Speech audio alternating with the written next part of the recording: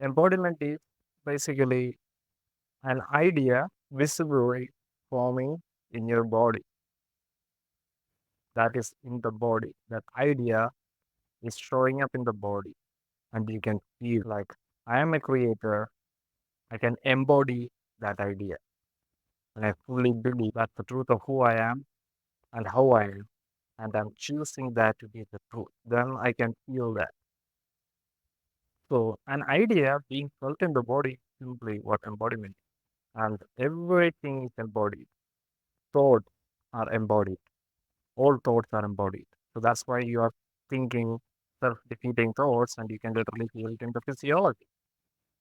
It's not like you're gonna stay strong like this as you're thinking like how you are such a failure and all that. Yeah, it's gonna show up in the body, right? So thoughts are embodied. If you have a problem, that problem is embodied. As you think of that problem, you can physiologically feel the body. So every problem that you have, ultimately, a person being free of the problem is being disembodied of it. As a person think about that problem, there is nothing felt in the body. It doesn't have a grip in the body. When it has a grip in the body, that's when you're still the problem has a grip on you.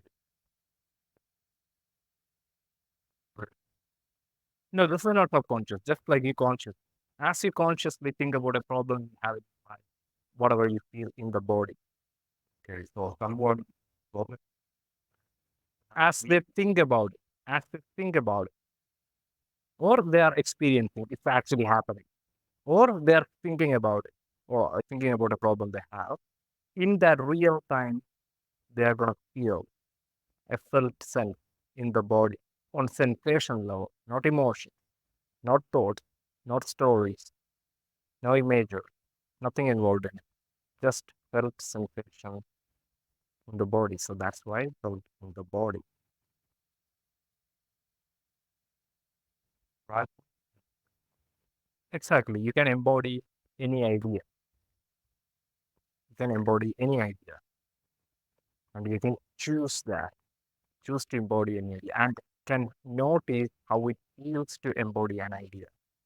Growth, growth, yeah, go of the mind. If you're thinking that, notice how your body feels in the moment as you're thinking that. If you're not having a strong felt sense, that means you are not embodied. You might have to try a different word arrangement, different way of constructing that you can feel that embodied, meaning you're gonna feel good when it's a power, statement of power. You're gonna feel good, you're gonna feel empowered. So embodiment, you're gonna feel empowered. The power is going to how do I okay. So now I want you guys to just close your eyes for a second. Yeah. All that I am is change. Notice what you feel in the body as you hear it. All that I am is change. Are you guys able to clearly notice the felt the idea? Yeah. And now I'm going to slightly shift it and notice the difference. All that I am is change. All that I am is change.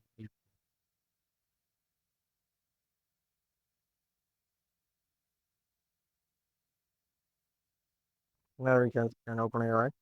Did you guys notice any difference in the body? That's good. That is good. That is perfect. That's perfect. Nothing from here. No junk material. No verbal stuff. No semantic material. Yeah, just sensations. Felt.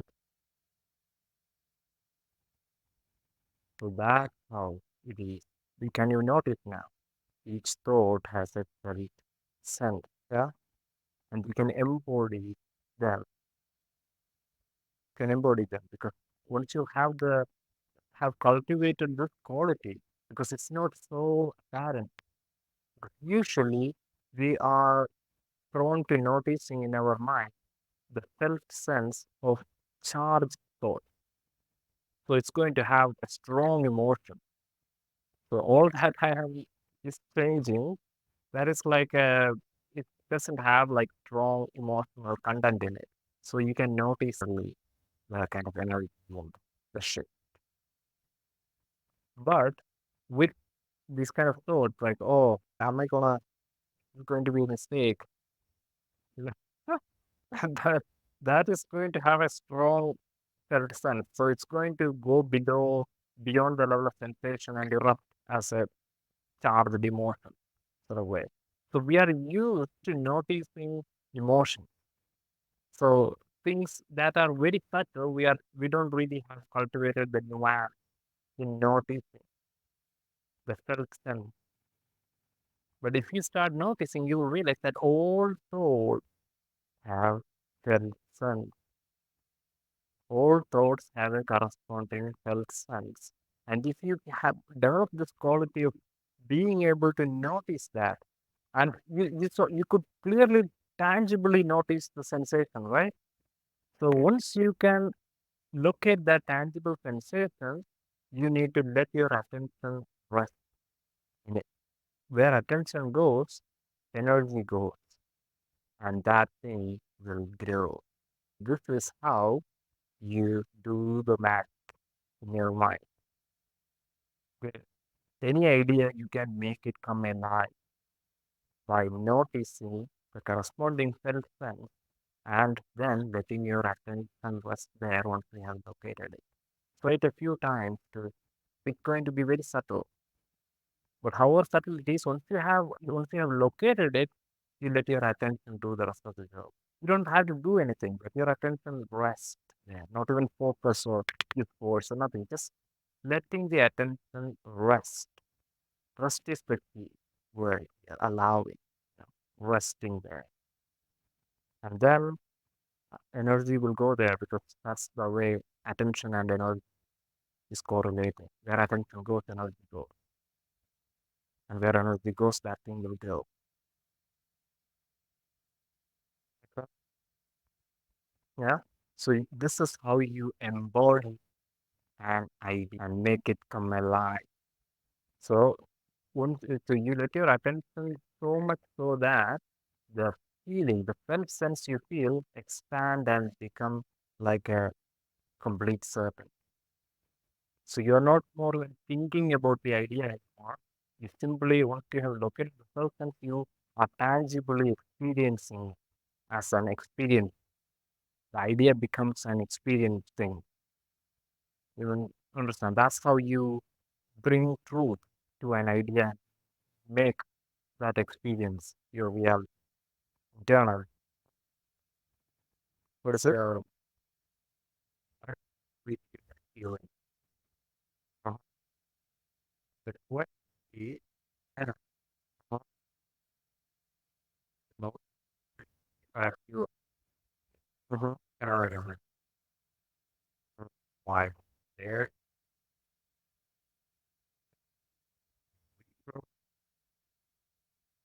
I don't know if that, but you also look what is the right arrow. No, you can bring in new idea because every thought, remember, has a felt sense. Because it's a matter of the subtlety of it. Maybe it has a very small felt sense. It's about your ability to notice and spot that by saying that over and over a few times and just try to get a grip on that actual sense. Once you get a hold of that actual sensation, then you can let your attention rest there and it will grow. And you can be curious about that sensation because curiosity will release dopamine. The dopamine is feel good, so it all naturally is going to go into an expansive feeling good state. You understand? Sure. All right. So, mm-hmm. I'm a little bit. Mm-hmm. And then we have to go maybe mm, focus. Like, mm. No, with something like I'm a loser, there is a trigger there. It's better you actually get comfortable with it. Because if someone call you, hey, you're a loser, you're gonna get all lose your balance because you already have thing with I'm a loser in your own relationship with this particular idea. So someone just steps on this landmine, you're gonna be like, how dare you? And just kind of lose all your sense in the moment. That's what happens. Why do some things are triggering for some people and not for others, right? So once that happens, you don't really want some idea out there that really have that kind of grip over you anyhow, because that's gonna be you some trap that's just out there to get your thing. You don't want if you quote something like that, you give you give full permission for people to feel that way. If someone is here, you're a loser, then you're like, yeah, you know what? I give you full permission to see me exactly the way you want to see me.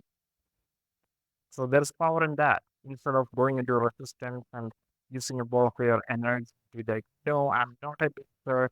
Look at me. Look at all these things that I have done. I'm not a loser, but you are being had by them anyway because you lose all of this stuff. Now you are looking for their validity. That's a very disempowering place because now they have the power to decide whether you are a loser or not because that's why you are trying to get their validity so much by proving to them, no, you are not. If it means so much, but if you really know you're not a loser, why would you even bother? Someone just tells them like, hey, you're a cow. No, I'm not a cow. Look at my neck. Look at my hand. Look at my face. No, you can be like, whatever gets you hill, you don't bother with it. I know it. No, no. Yeah, bro. Exactly. Exactly. It's the same thing like someone called it selfish or stupid or arrogant or anything because you are just simply not made of words and concepts. They get to say whatever they say, and you give them the freedom to say that. And you just, if they are seeing you that way, you can also just tell, I'm gloriously selfish. I am that I'm gloriously selfish, and I am no. There is so much of me that goes beyond selfishness because it's just person cannot be just simply selfish all the moments of all their life. It's just impossible. Have to do something else, right? You're a selfish man.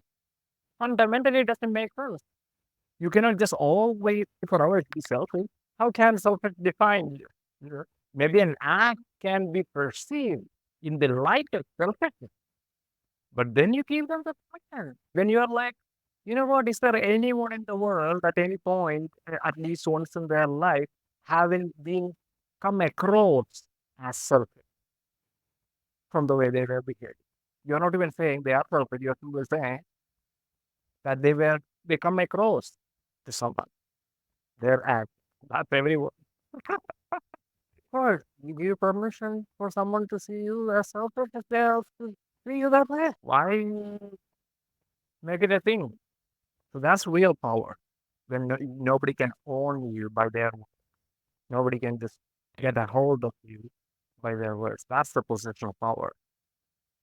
They can say whatever, but you don't freaking care because you're not made of words and concepts. And you just know that. Just fundamentally know that. True, I just am not made of words and concepts. It just cannot be true. Whatever they say just cannot be true.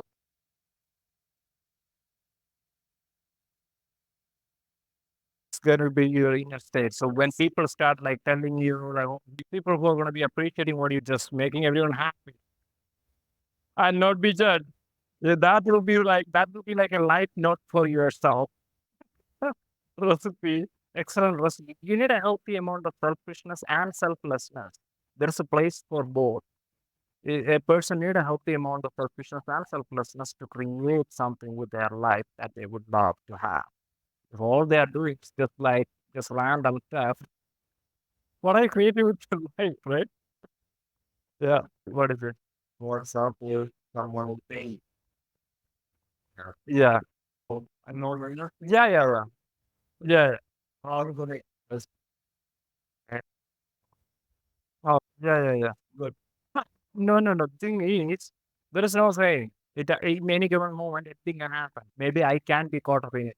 I can be caught up in the world. The given moment have many other ways that can contribute. Maybe I'm alone and I'm tired. Maybe there's so many things, right? So many things with us, so many stuff that's going within us. Chemicals playing its role. All this kind of stuff, adrenaline playing its role. Testosterone can be pumped up in the moment. And maybe at that time you're a little bit more on there are variables at play that we really do not consider. Because the thing is, we as a system, that's the way I look at it. We are not as a person. I don't have the idea that we are persons. I look at us as system.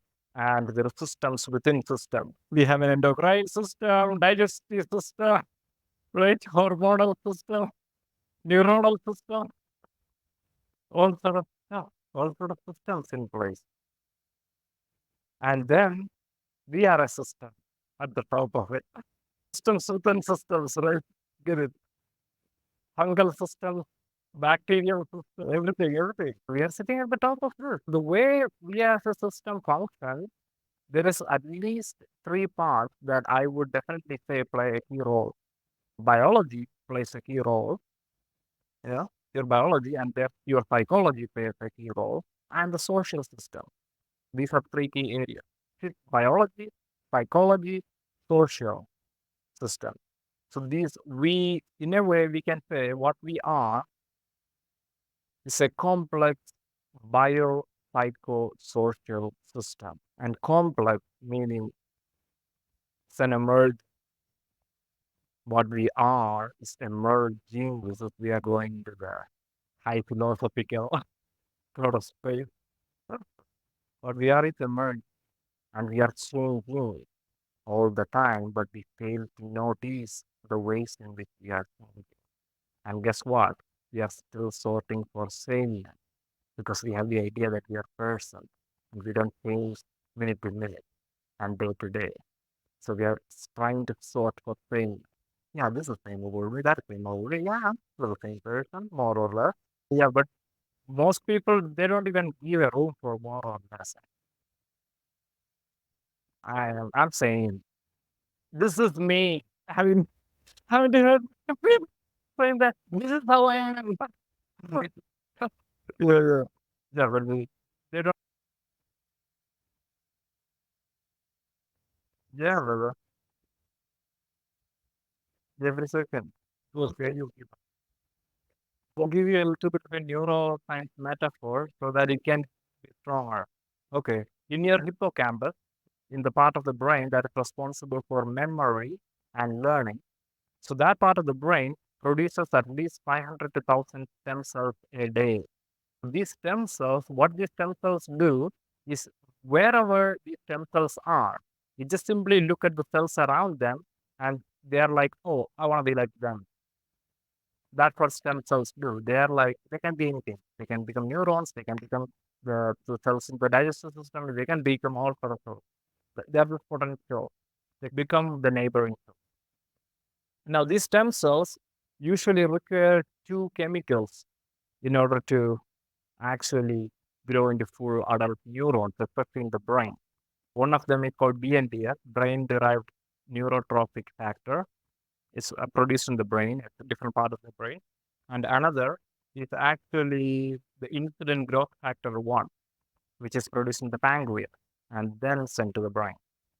So these two chemicals come together to the stem cells produced in the hippocampus, and that's how, voila, we have adult fully developed neurons being generated. So literally these stem cells are interconnecting with the cells around. So your brain is literally changing. It's not the same. But we don't notice the subtleties. It's so like the thing. When things change in small ways, it's so noticeable. It's like how we look at our mirror and we cannot really detect some of those things, but after a year or two, someone else, and then, oh my God, hey, that's all great. But it's not for a parent because they're always there, right, with it. For people can be on the place where, oh no, yeah. Ah. No, these stem cells are produced in hippocampus and they become like the cells around. When in the brain, they're going to become neurons because the cells in the brain is neurons, right? Memories and learning. So this is the part of the mind that gets actually affected the earlier when we are aging. That's why old people first they start to forget stuff, and then start to their adaptiveness get affected. They cannot learn new stuff and everything very fast anymore. So that's because this area gets affected.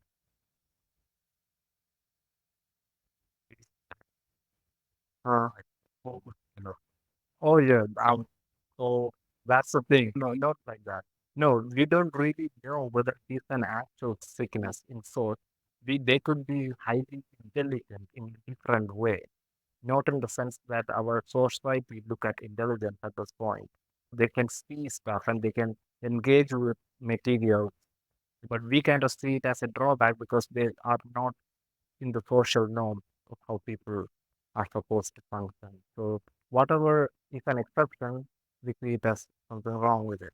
So ADHD people, the thing is the world as the way it is functioning, it is not made for people with ADHD to function. It's the world is made for normal people to function. So most of the things that are not really best fit for people with these kind of conditions to really thrive and engage at best. Okay. True. Number, yeah, or all for someone creating their pizza or life. Actually, it is not a limiting belief because they even say that these people are having even a little bit more of the DMT release in their head. DMT is like more than the usual sub threshold level it's present on. Yeah, they get like a hypersensitivity. They get extremely sensitive with the sensory experiences. They get instantly like just completely taken over by sensory modalities and stuff like that. So I think they could be like these kind of people, like empathetic people, some hypersensitive people. They are kind of like we are also seeing something wrong with them until they like, oh, they are extremely empathetic or something. Then they were, oh, there's nothing wrong. More about like picking up a lot of stuff and everyone is around. Nobody. Yeah. Like, but I don't regret. No, I never even thought. But then I no, that actually happens. That's a topic that I'm actually going to speak. In terms of mind, there's something that you guys need to realize. Okay, phenomena that starts from birth. Meaning you are born with a set amount of neurons in the brain, but it keeps deteriorating as time goes. So you're born with an estimate of 1 trillion neurons in the head. Okay, 1 trillion. And by the time you are a early age young adult, you already are have lost 900 billion neurons. So you only have 100 billion neurons by the time you just become an adult. You have already lost that many by that point. That's how fast neurodegeneration happens. And it's also a phenomenon called neural pruning because the thing is, the neurons that is not necessary and that are not being brain will just split up. No point to keep all these neurons just up and about. We know that idea, right? With the stuff like we had search for these kind of stuff, but then at some point, like appendix, where then it can become non, so then the body cuts it. So just like that, neurodegeneration keeps happening. So we are left with 100 billion neurons, right? Now it just keeps going on. Until 1970s, we didn't even know it is reversible, or that there is something that we can do. So at best, all we knew that meditation and things like this can slow down neurodegeneration, slow down. Yeah, so all kind of substances that we use either are neurotoxic or so meaning neurodegenerate. Neurotoxic meaning neurodegenerate. So they are either neurodegenerative or neurogenerative. So that's the thing with mushrooms. They are neurogenerative. They are neurogenerative. They generate new neurons. That's neuroplasticity. So you can write down the two things: neuroplasticity, neurogen, yes, and neuroplasticity. Neuroplasticity is the interconnectedness. In simple word, we can call it as more resilient within the mind, meaning the brain becomes more plastic, more malleable, meaning more adaptive in a way. So it can adapt to the changes happening, and changes are always happening. So adaptiveness is the key. How adaptive you can be able to determine how good you thrive. Yeah, this is generating new neurons. So the way that it actually happens with mushrooms, if you're interested, I can tell you. Okay, so but the way it happens is mushrooms essentially just hijack the um, serotonin. You don't know. Okay, so basically, what mushrooms do is they come in and psilocybin imitate as serotonin. They pretend like they have serotonin and they hijack the serotonin channel and they will go and bind to the serotonin 1 receptors. It's the 5-HT2A receptors. That is the serotonin receptors. There is 5-HT2A and 2B both. But of that, this is the particular receptors that they bind to psilocybin 5-HT2A. So now these serotonin receptors are found on the outside of the neuron, outside of the neuron, and also inside of the neuron. Inside some of the neuron, in the middle, also these receptors are found. But serotonin itself lacks the capacity to break the cell membrane and go inside and connect to these receptors. But psilocybin and DMT, they do have the capacity to do that, mescaline. They do have the capacity to break through the cell membrane and attach to these receptors found within the neurons. And when that's stimulated and activated, like that kind of gives birth to a new neuron. So that's why serotonin itself do not have the capacity to kickstart neurogenesis, but the psychedelics have. Good. Okay. In fact. And also there is other processes where in the hippocampus, stem cells are produced from 500 to 1000. That happens even with people with late stage cancer and all that. They still actually have more than 500 to 1000 stem cells being produced until the point of death. So that does never stop. But for that, those stem cells in the brain, in order for in the hippocampus, in order for them to grow into full neurons, you need these two chemicals, brain-derived neurotrophic factor, which gets drastically increased in a psychedelic consumer. You know, only no, this is only in psychedelic.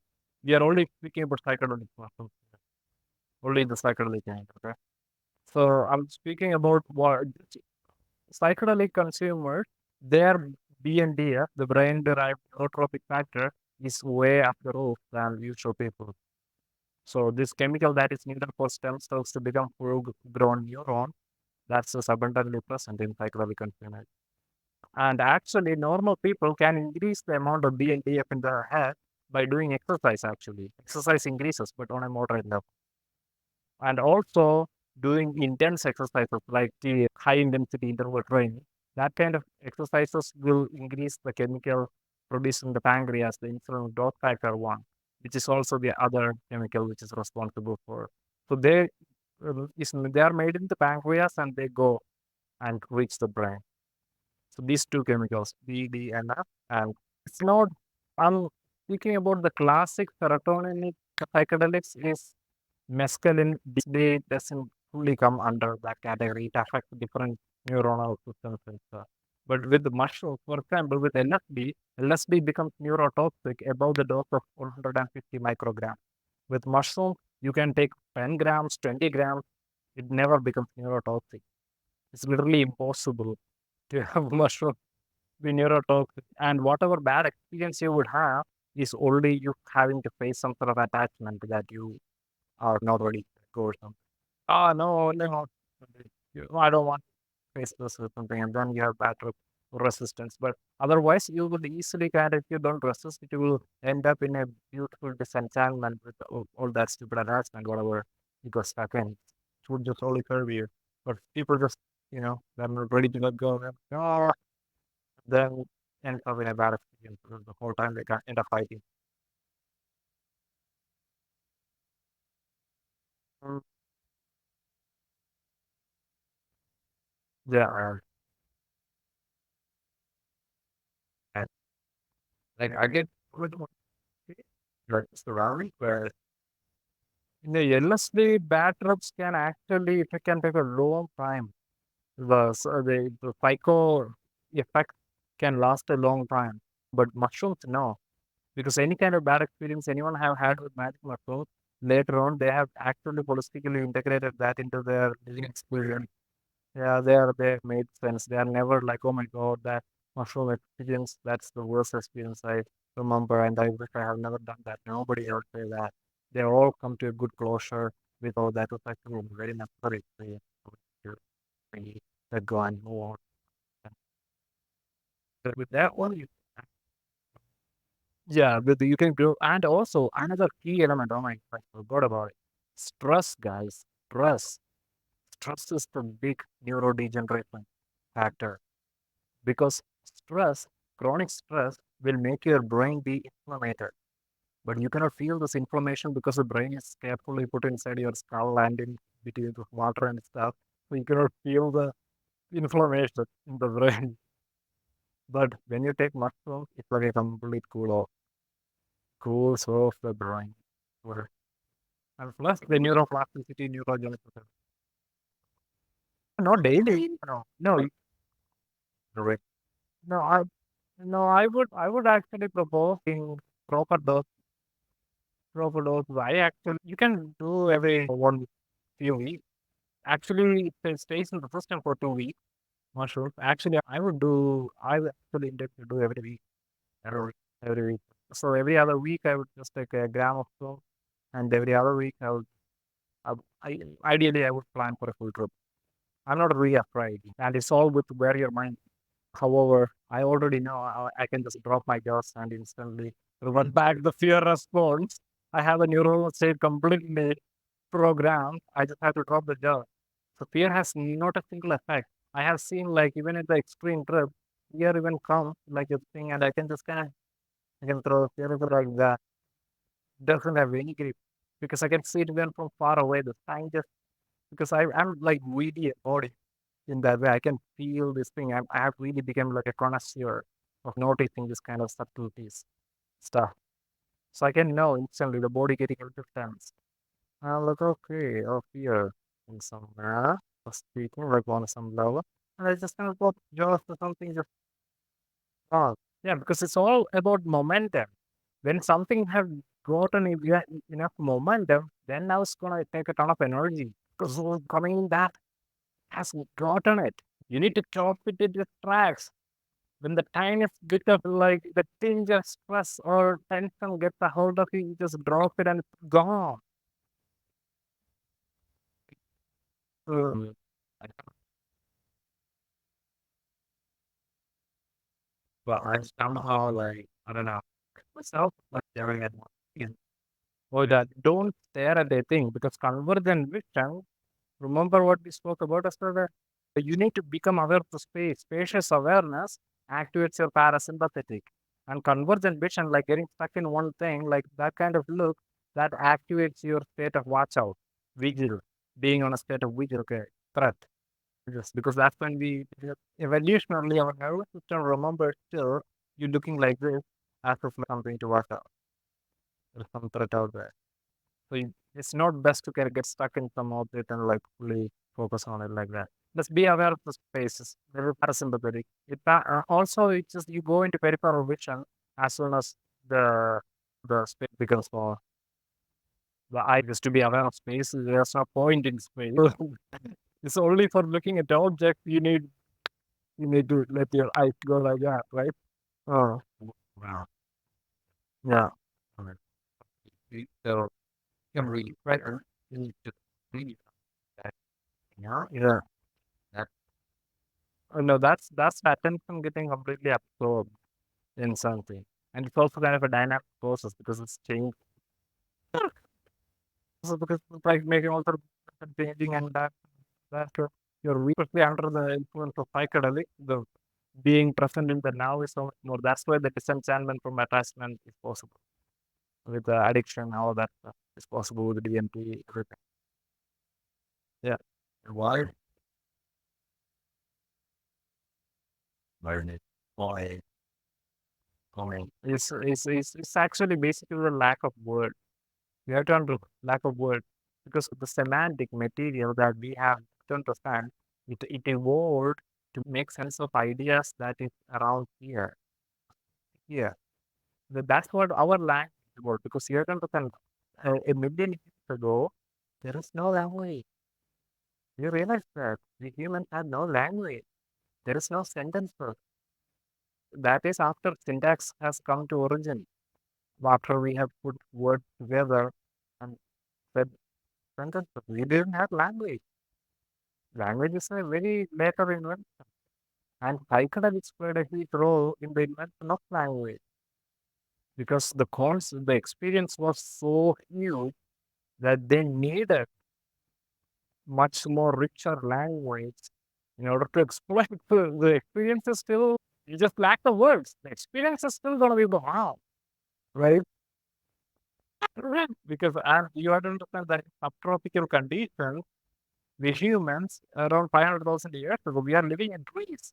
We are living in trees and we follow cattle. And in subtropical environments, when we follow cattle, what are they following? Especially cattle poop. And what grows from cattle poop?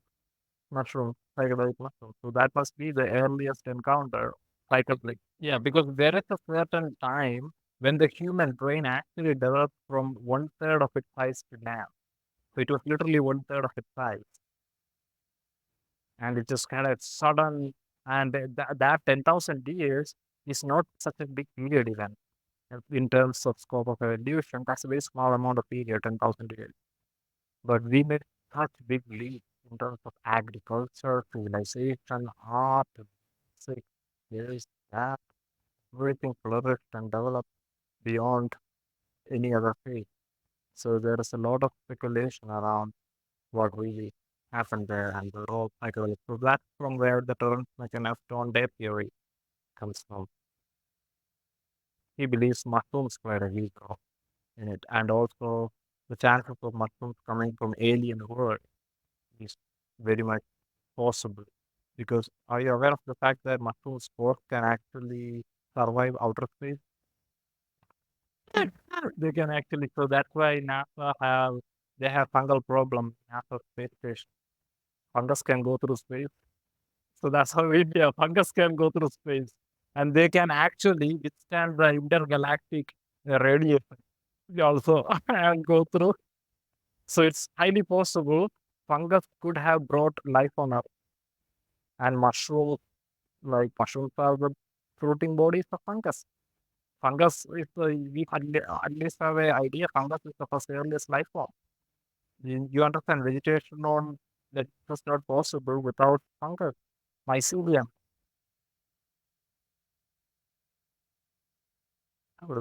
And also inside us. You realize like there is fungus inside us in the gut.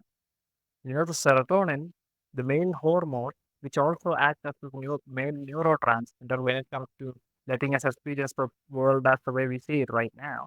So serotonin has two functions within the body. One is acting as a neurotransmitter. It's the primary neurotransmitter. Just like that's the one that gets hijacked when psilocybin space or DMT. Then like a brain can literally tune into different things. Depends on what neurotransmitter plays a role. Can tune into different phases, different dimensions.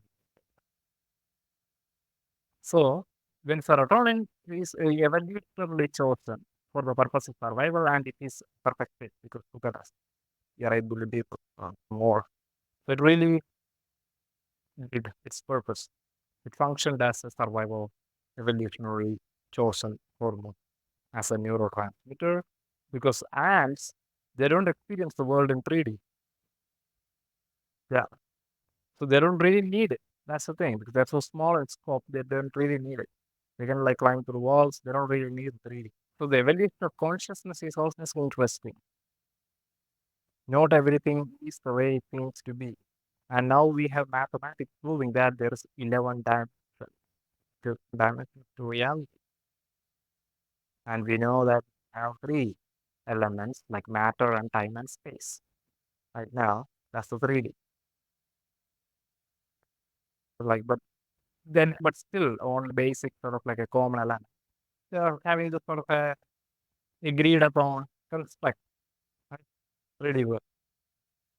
But there are levels to the whole stuff. Levels to consciousness. Consciousness is unbound. The Hmm? Wait, nothing. Yeah. Very. A person is awake. Person is awake. Awake to what? Awake to. Mm. Awaken out of the dream. So then they are not gripped by it anymore. That's the place. Basically, the way it's warning, you take this as reality, or you take it as a illusion. One demands you to take it seriously. The one you don't have to take seriously. So when you can start to see what's happening right now as illusory as a dream, as you would consider a dream to be, then the seriousness that you bring to this reality would also just diminish. It's a dream. Anyway, I thought saying I'm doing this and how we like. Yeah, because seriousness is when you get gripped by the mind. The moment you take a thought seriously, you're being had by it. Seriousness is the trick. You have to take the thought seriously. The thought has to have some sort of power over you. Otherwise, you are beyond it. Because if you can see, like, word, oh God, I can only define, cannot touch. But when you take it seriously, oh, oh, you're right? Because you take it seriously. So life is just too important to take it seriously. Like the famous quote from Oscar Wilde, too important to take it seriously. There's wisdom in that. If you don't take it seriously, you're gonna be pretty good. You're gonna be pretty good living in it, in the world. The moment it's all too real, it's all too personal, of course you're gonna be good by all of it. Mhm. Never, ever,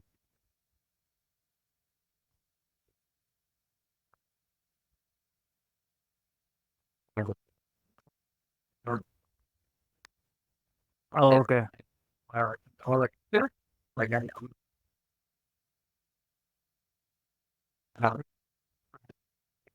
the other, you no, you don't have.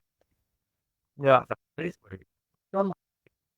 Yeah, it's the concept through which you make sense of this word seriousness. I not take it seriously, but through what concept are you making sense of the word itself? So you can be, it can be coming from a place of, oh, I don't want to take it seriously because otherwise I'm going to be hurt or something like that. Or it can be coming from, yeah, I don't want to take things seriously because I am not that guy. I don't take things seriously. Build that up into the way you are being into the world. I am that I take things in a light way.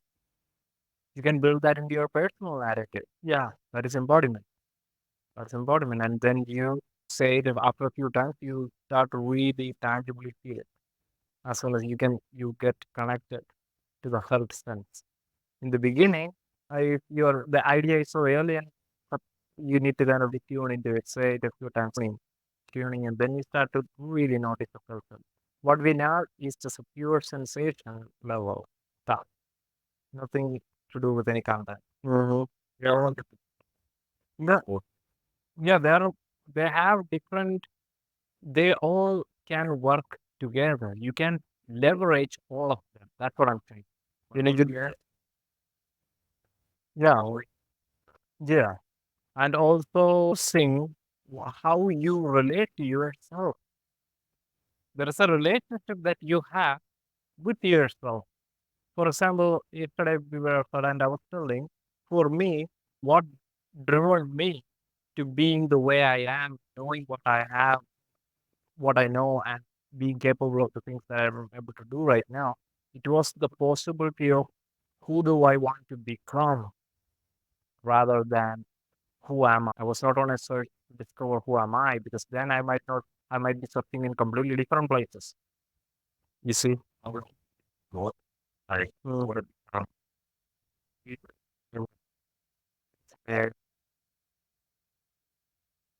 profession. Yeah, yeah. Yeah, the thing is, whenever you have a vision, you need to keep it abstract. You need to keep it abstract. Variety of different ways um you can let it come true. There's a variety of different ways to reach that. If I have a very specific goal, then I'm stuck. Then it's only that specific thing, me achieving that will manifest. So I would rather get to the stuff, value. Okay, when I really get that goal, if it is some specific goal, I would really try to get to the feeling, the value of it. Like, what is really important to me about getting that? What is it that, how would I be as a person once I have this accomplished? So then I would get to have an understanding whether it's freedom, whether it's this, whether it's being proud of myself, being independent, being authentic, whatever, right? Can be showing up for myself, can be different things, right? Once I have an idea what that is, now there is a variety of different ways for me to manifest that. I'm not stuck in one channel.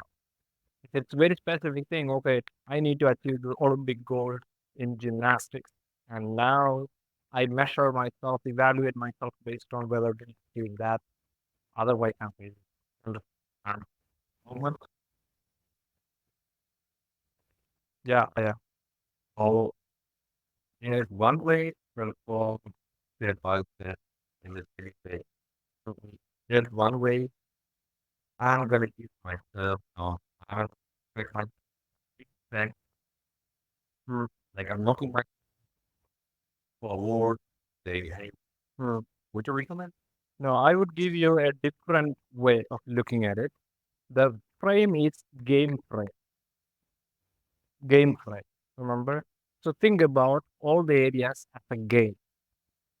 So my relationship game, my network game, my career game, my communication game, my influence game, my self mastery game, my money game, everything gamified.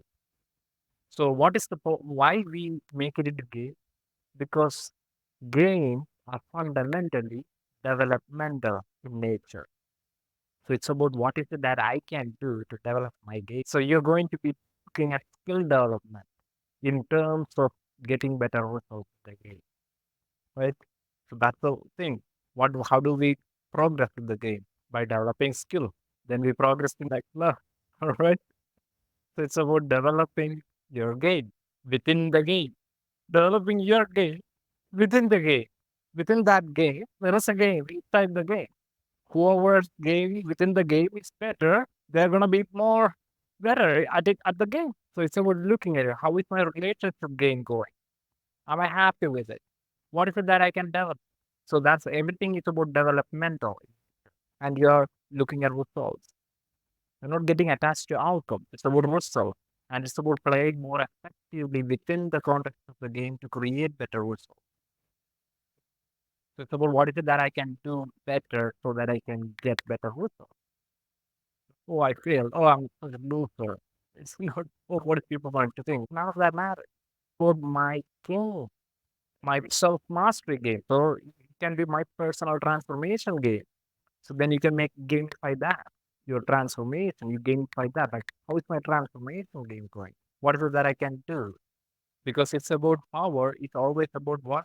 Your ability to act. It's about you being in your power to able to do something about your transformation. What is it that I can do about my transformation? Uh, how do I really want to be today in the world? Always start with being. Don't. First question is not never about doing.